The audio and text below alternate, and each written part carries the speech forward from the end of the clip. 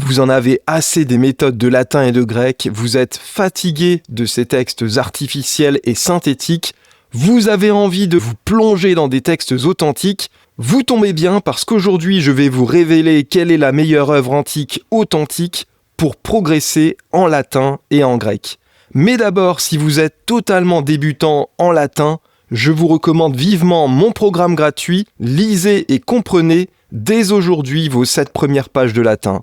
Dès aujourd'hui, je vous envoie dans votre boîte mail tout ce qu'il vous faut en termes de grammaire, en termes de vocabulaire, pour que vous puissiez venir à bout de la lecture de vos 7 premières pages de latin. C'est un programme gratuit auquel vous pouvez vous inscrire en cliquant sur le lien dans la description de cette vidéo.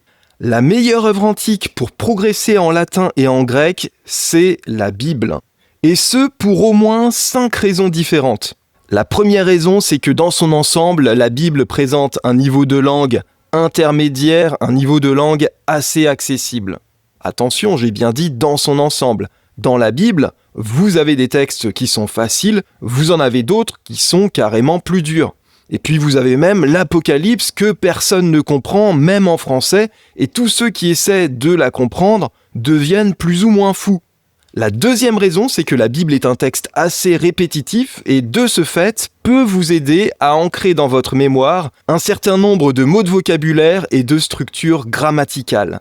Si vous prenez par exemple le début du livre de la Genèse, rien que dans le récit de la création, vous avez une sorte de refrain qui revient. Il y eut un soir, il y eut un matin, ce fut le premier jour. Il y eut un soir, il y eut un matin, ce fut le deuxième jour, et ainsi de suite pour tous les jours de la semaine.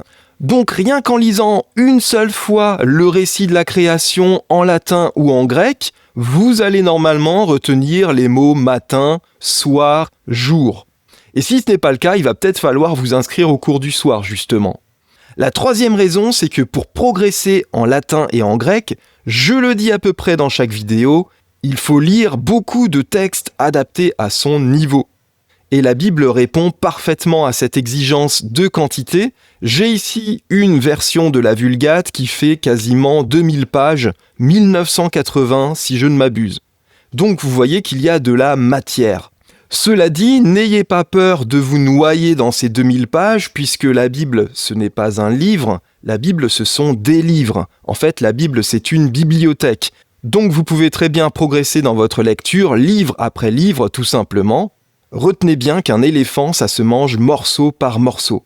La quatrième raison qui fait de la Bible l'œuvre antique idéale pour progresser en latin et en grec, c'est que pour beaucoup de latinistes et d'hellénistes, la Bible, ça n'est pas un livre comme les autres. La Bible, c'est la parole de Dieu, un des piliers de leur foi avec lequel ils vont souvent entretenir un rapport viscéral. Donc si la Bible, c'est un livre important dans votre vie, vous avez des chances de passer pas mal de temps à le lire, et donc, si vous le lisez en latin et en grec, vous allez beaucoup plus pratiquer votre latin et votre grec, c'est évident. Et puis, comme c'est un livre important pour vous, vous avez toutes les chances de mémoriser un certain nombre de passages, puisque vous allez mettre votre mémoire affective au service de votre apprentissage, et ça, c'est très puissant. Vous avez toutes les chances d'en retenir par cœur certains passages qui pourront vous servir de réservoir d'exemples. La semaine dernière, j'avais en visio un étudiant helléniste qu'on va appeler Corentin, et je disais à Corentin qu'en grec, on trouve un certain nombre de verbes de sensation qui vont être suivis du cas du génitif.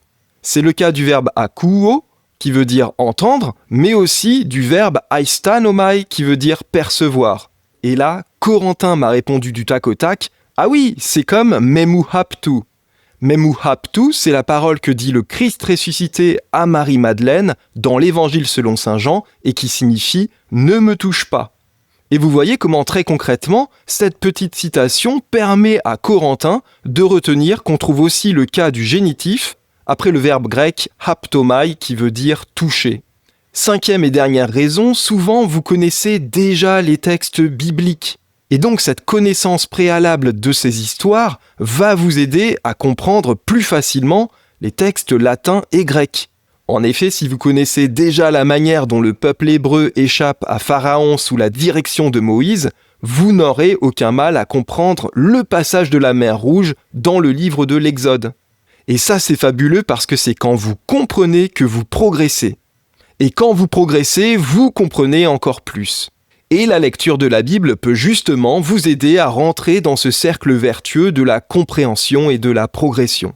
Alors quand je fais ce genre de petit laïus, il y a toujours quelqu'un pour me répondre « Ah oui, mais moi, vous comprenez, je ne suis pas croyant, donc lire la Bible, ça ne m'intéresse pas. » Alors personnellement, je ne suis pas spécialement croyant dans les dieux d'Homère, et pourtant cela ne m'empêche pas de lire actuellement l'Odyssée, qui est pourtant remplie de références religieuses. Est-ce que pour autant, au terme de ma lecture, je vais me mettre à faire des libations à Athéna et à offrir des sacrifices à Poséidon ? Pas forcément.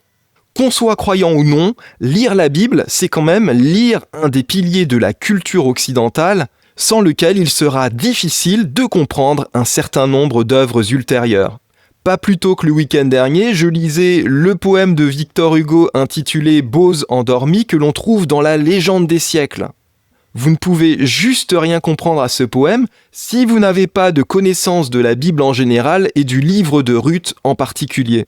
Et ça, c'est un exemple parmi des milliers d'autres. Autre objection, on me dira sans doute que le style littéraire de la Bible n'est pas transcendant. Et je vous accorde bien volontiers qu'entre la Vulgate et l'Énéide, en termes d'écriture, c'est quand même Virgile qui gagne.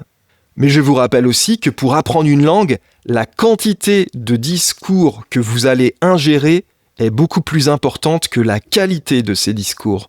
En fait, ce qui est crucial pour apprendre une langue et qui manque cruellement dans les langues anciennes, c'est ce que nos amis anglais appellent le small talk. Le small talk, c'est quoi ? Ce sont des conversations superficielles, informelles, sur des sujets qui ne sont pas importants. Donc pas la philosophie, pas la politique, en gros la pluie et le beau temps. Comment ça va ? Bah ça va, il fait beau, hein ? Ah oui, mais c'est un peu couvert quand même. Vous voyez ce genre d'échange ? Entre parenthèses, c'est aussi comme ça que vous avez appris votre langue maternelle.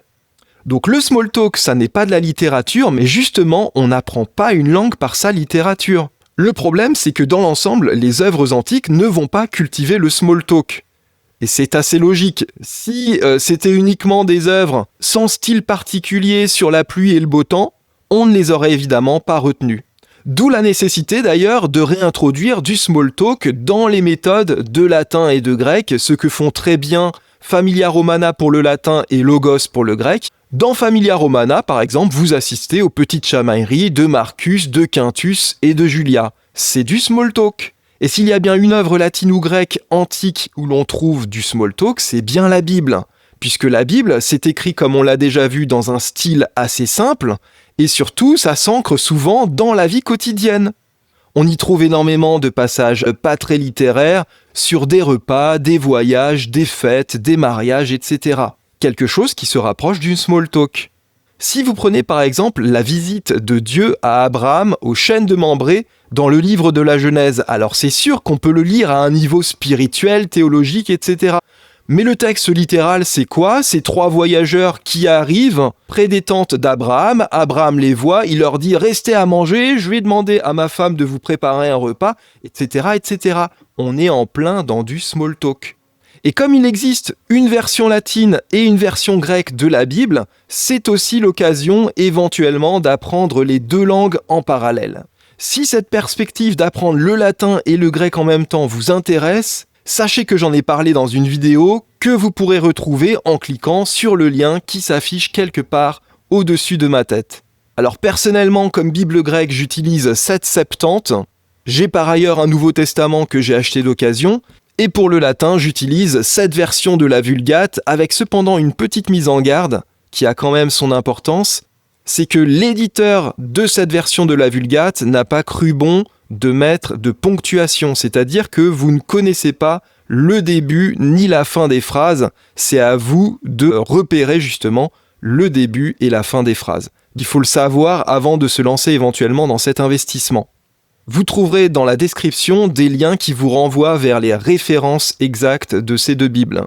J'espère que cette vidéo vous a plu, j'espère qu'elle vous a intéressé et surtout qu'elle vous incitera, si vous en avez assez des textes synthétiques et des méthodes de latin et de grec, à vous tourner vers la lecture de la Bible. Si c'est le cas, merci de mettre un petit pouce vers le haut, merci également de vous abonner à la chaîne Et puis dites-moi en commentaire si vous avez déjà essayé de lire la Bible en latin ou en grec, si vous estimez que ça vous a fait progresser, ou au contraire, si ça ne vous a rien apporté. Je vous en remercie d'avance, à bientôt.